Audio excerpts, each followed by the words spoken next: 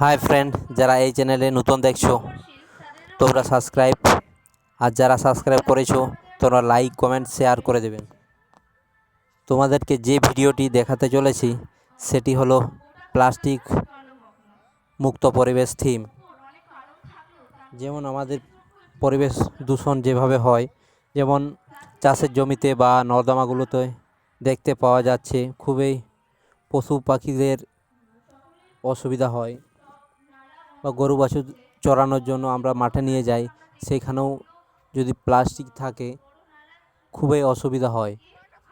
যেমন দেখো, লাঙল করার সময় চাষের জমিতে যদি থাকে প্লাস্টিক, লাঙল করার অনেক অসুবিধা হয় এবং পশু পাখিদেরও খুবই অসুবিধা হয়।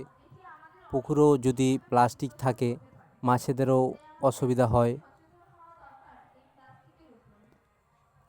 আমাদের এখন কলকাতাতেও নদীগুলিতে প্লাস্টিক আবর্জনা খুবই বেশি হয়েছে। এই থিমটি বিনপুর পল্লী ক্লাব খুবই ভালো থিম তৈরি করেছে এবছর।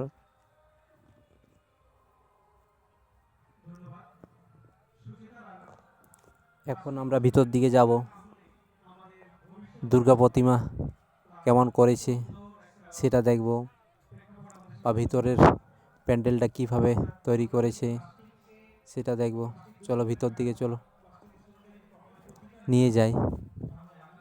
দেখতে পাচ্ছ দুর্গা প্রতিমা একটু দূরেই আছে। উপরও সিলিংটা মোটামুটি ভালোই করেছে। এখন আমরা বাইরের দিকে যে